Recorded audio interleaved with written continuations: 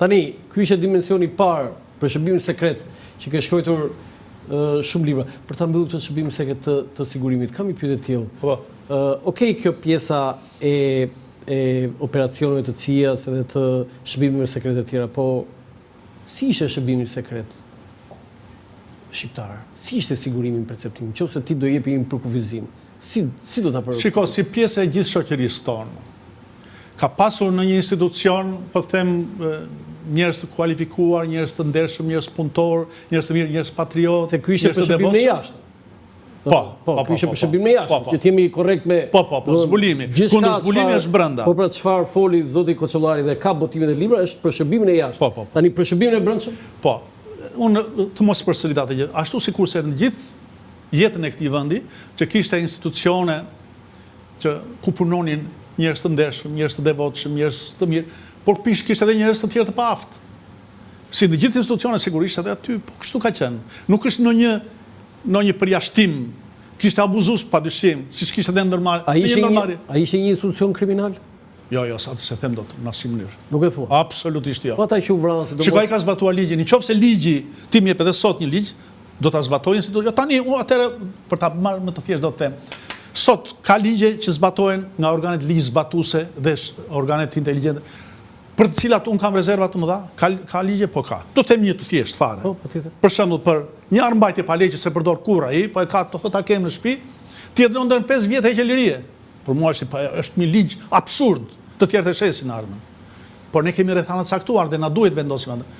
Nesër do të jemi këtu, ndoshta dëshmitar, do të hiqet ai ligj. Ti merr 5 vjet jetë aty pse mbajti një thik, pa i do ta zbatoj. Dhe do t'i thuash atij pse e ke dënuar atij prokurorit ose atij oficerit të policisë?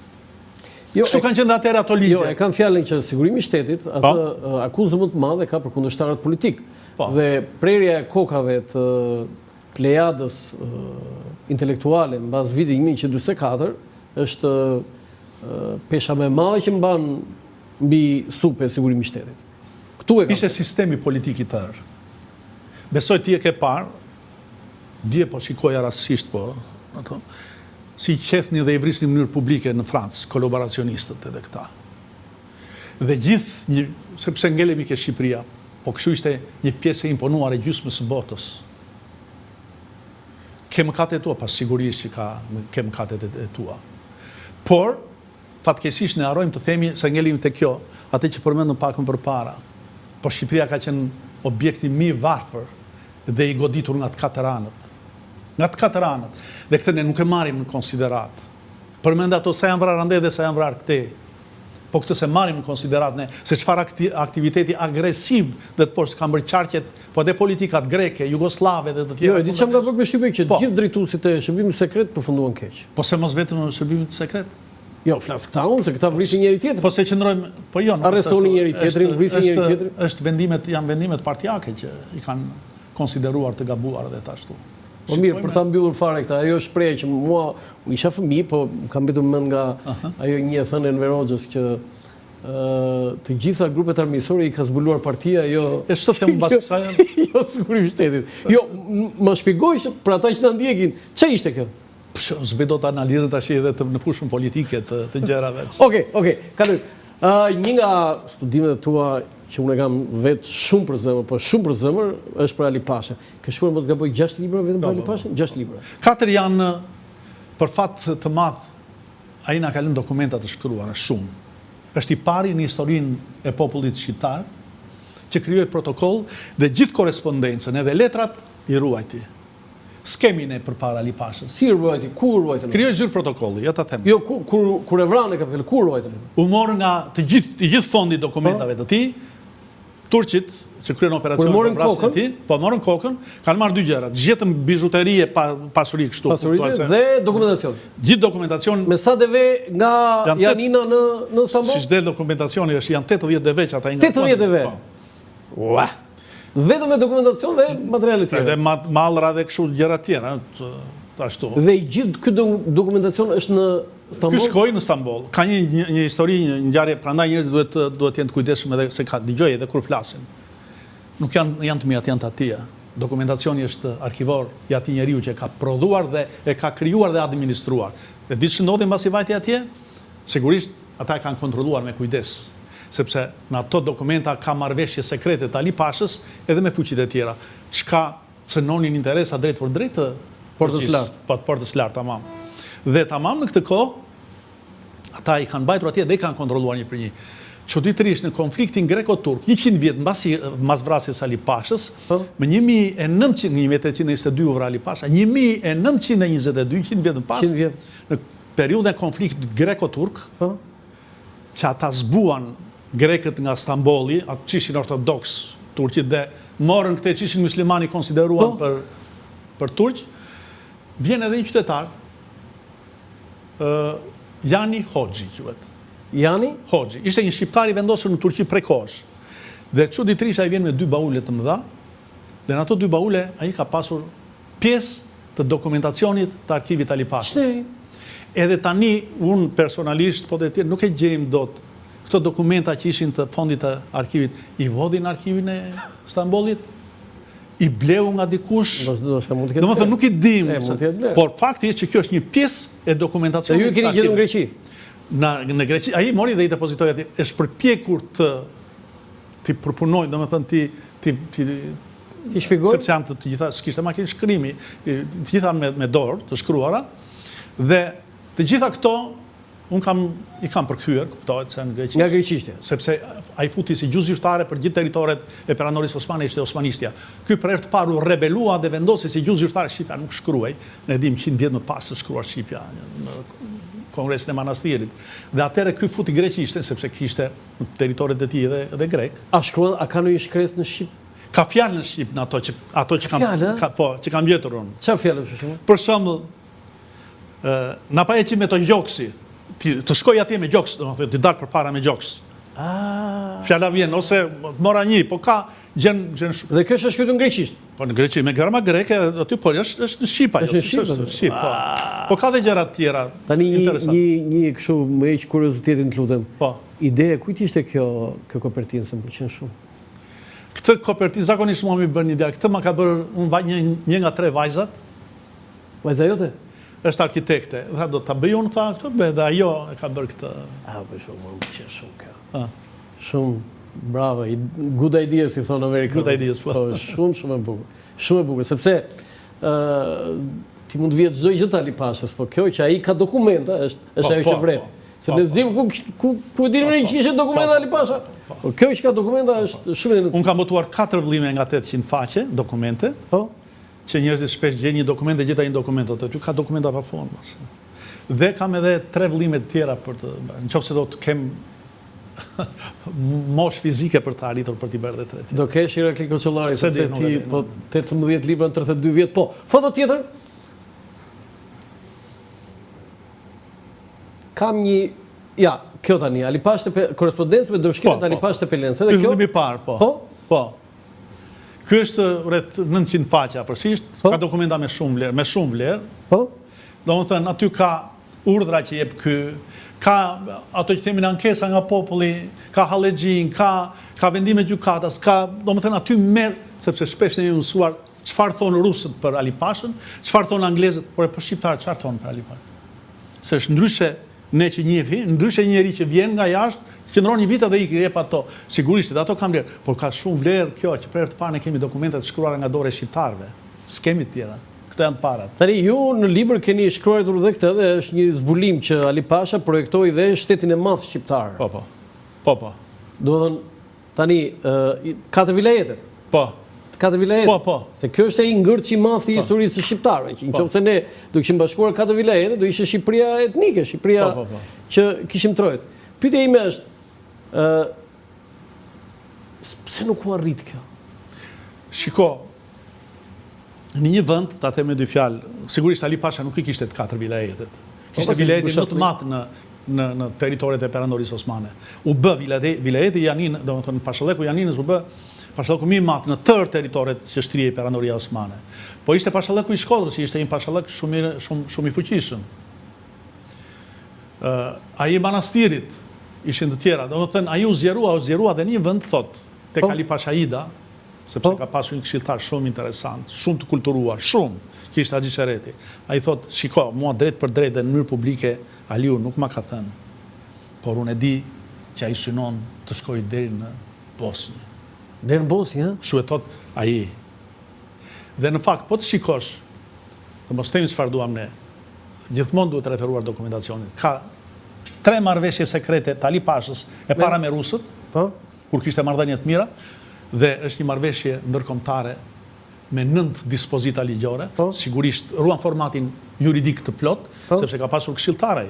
Dhe i thot rusëve, unë dua të shkëputem, me thot hapur, Po. nga Perandoria Osmane, krijoj shtetin tim të pavarur. Ju keni interesat veçanta ndaj grekëve. Deri në Bosnjë lardonte.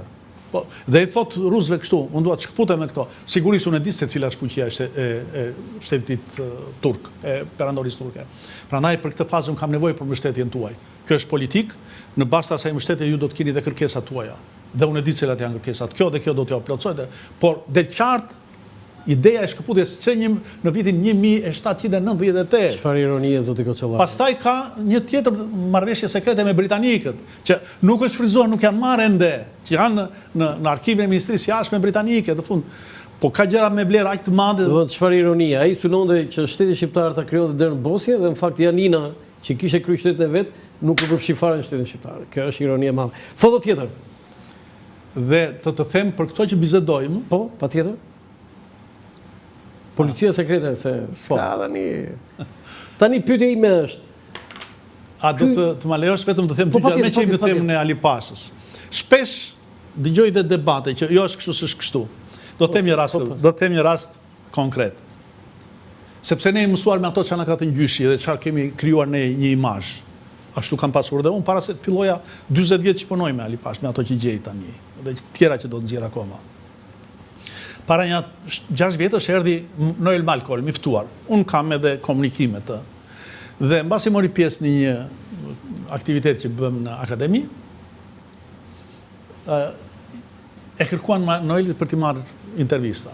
Nuk pranonte ai, nuk ashtu. I them në fund më erdhën 2 gazetar, i Top Channelit e një tjetër. Të lutem se ty të dëgjon na thanin. Tashu nuk e di, tashu do t'i them do tash. I them Noel, tashu jepe një intervistë shkurtër. Mos që të ndroka, një të shkurtë jepet, të lutem ashtu. Po mirë, tha më thuaj ku. I thashun ato dhe i morën ato 2 gazetarë. Po gjithmonë për Ali Pashën. Ai ka bërë një punë shumë interesante, ka 300 faqe për Ali Pashën. Për mua është nga më të arirat, shkurt por nga më të arirat. Dhe ai tha, roli i tij është nga personat më të shquara të shekujve 18-19 në Europë, thotë. E dyta thotë, është njeriu që luat një rol shumë domethënës si interlokutor mes fuqive të mëdha për shumë çështje të luftës dhe të paqes, thotë. Është një nga mendjet më të ndryshme dhe një nga monarkët më të iluminuar, që për herë të vetme, për të mos thënë nuk gjej të dytë, monark që kërkon dhe ndjes është ky. Kur mbaroi intervista, më takoi në rrugës, janë dy që tani nuk i njoh. Ore, diti që pas ke pasur të drejtë në ato që ke thënë për Ali Pashën, më thënë. Po pse i them? Po dëgjon, domethënë duhet ta thotë një huaj, që është kështu dhe që të kemi. Tani ky përbindje romantik. Po. Çu e kanë thënë? Përbindje romantik, edhe përbindje romantik. Po. Nuk mund të ishte kjo që thot Malkol një nga mendjet më të iluminuara të kontinentit dhe të botës, sepse Jo të botës. Po në Europë, në rrethet europiane. Po derisa ishte në Europë, po themi ishte edhe ata që janë në Europë edhe në botë. Jo se po si tigri me luanin me Napoleon Bonaparte. Jo se po të them një intervistë gjatë që ju ka dhënë 2 gazetarëve amerikanë në atë kohë do habitesh. I ka dhënë. Po. Edhe para të gjë këtë. Po. Intervista? Po intervistat e gjatë, edhe po duash të bie tekstin. Patjetër me të bie të gjithë fotokopjen e intervistës që është dhënë në 2 numra gazete të tij. Rregulli është që edhe Skënderbeu, që është figura më e madhe që në kombë shqiptar, ishte i tillë, po rreth rrotull ti kishte dhe mendje të ndritura. Tani Ali Pasha Pelena kë kishte, se flasim për Ali Pasha, ore kishte të dytin, të tretin, të katrin, të pestin. Nuk do të them me fjalët e mia sepse gjithmonë ka, po e thot ai, do të them çfarë thon dokumentacionin. Do të marr njëri nga autor. Ka ardhur ka bërë dhe kujtimet e tij, është një mjek iluminuar, mendje ndritur britanik, ka botuar dhe librin e tij, është i njohur libri i tij, është Henry Holland. Ishte mjek me profesion. Ardhi qëndroi rreth 1 muaj në territoret e. Ai thot ndër njerëzit që takova thot në oborrin Ali Pashës, thot stafit të tij, thot hasa thot njerëz thot kulturuar thot, në fushën e financave, në fushën e kësaj, por unë thot dallova thot si ndër mendjet më të ndritura të tij një këshilltarin e tij personal thot Haxhi Sheretin. Këtë. i cili thot edhe për tjetër, që njëftin këto gjuhë, bën në këto gjuhë, ai ka marrë këto reforma, është i pari që hapi shkolla në gjuhën greke, ku studionin edhe këta me karakter laik, dhe di që ishin ata njerëzit që kishte mandar edhe Psalida. Është një nga figurat më të ndritura të formimit të shtetit grek dhe ministrat e parë. Koleti që u bë kryeministri i parë i Grekut, ka pasur ministër financa ky. Po pse s'janë njerëz të mençur këta? Po s'ishte vetëm ky, mo kishte ata.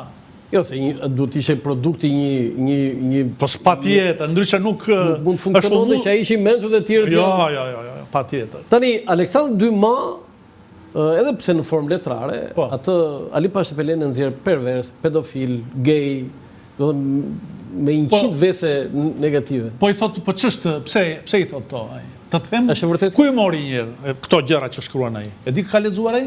Kë ka lexuar? E thot vet ai. Unë thot vetëm lexova ato çfarë shkruante Pukvili. Pukvili. Ç'ishte Pukvili? Konsull.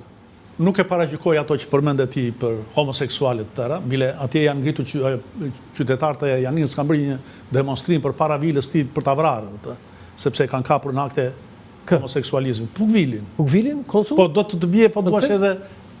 Po, dhe Dyma, shkrimtari ka marrë nga Pukvili. Vetëm nga Pukvili. Ai kishte armik Pukvili, Ali Pasha. Po. Sepse dështojnë operacionet e tia me Ali Pasha. Ata përgatitën terrenin për zbarkimin e forcave. Do të jeni duke thënë që Ali Pasha nuk i kishte këto cilësi? Po s'kishte, po se po të kishte do, po s'është, ju merrni për shembull këtë një roman. Dhe në roman ai për ta nxjerrë atë është e drejtë e tij ta bëj edhe kriminal, edhe ashtu që kishte gjëra të tilla, po s'ka monarki në Europë që mos ketë nga këto gjëra. Po s'ka, po patjetër. Po s'ka. Po marrëdhënia e Ali Pashës me Bajronin si ishte? Ai e takoi në 2 ditë. Kush erdhi fillimisht në Janin, Bajroni ka ardhur së bashku me një mikun e tij të ngushtë, i cili për hir të së vërtetës ai ja bëri të njohur dhe ai e nxiti Bajronin për të ardhur. Ai është John Hophouse. Po, dhe ai e takoi. Ai ishte me kulturë shumë të madhe, 27 vjeç, mbarroni shkolla me kulturë të veçantë. Po Bajroni ishte. Edhe 25, ishin të dy ishin aty, po. Dhe ai e nxiti Bajronin ai të vemi në për të ardhur. Ali Pasha ishte bërë figurë e njohur tani, më kishte marrë për masa. Ishte shumë atraktiv për europianët. Ishin shkruar, të bie artikuj të gazetave të fotokopjuara që shkruan, nuk kishte javë thuhet, që mos kishte, unë kam disa nga ato artikujt e gazetave që të mos shkruaj për Ali Pashën. Po. Dhe ai e solli, Hophouse e solli. Hophouse ka botuar në 2 vëllime shënimet e udhëtimit me Bajronin në Shqipëri. Dhe Ali Pasha e priti Bajronin bashkë me Hophausin kur erdhi në Janin, se pastaj ata ndërmorën rrugën që shkuan Gjirokastër, Tepelen dhe pastaj u kthyen përsëri të shoqëruar nga një eskort që i dha me vete Ali Pasha. Tani ato gojët e liga thoshin që kishin një marrëdhënie intime me Bajronit me pa njohur brenda një nate jem 5 veta që am darkë këtu dhe ikin ata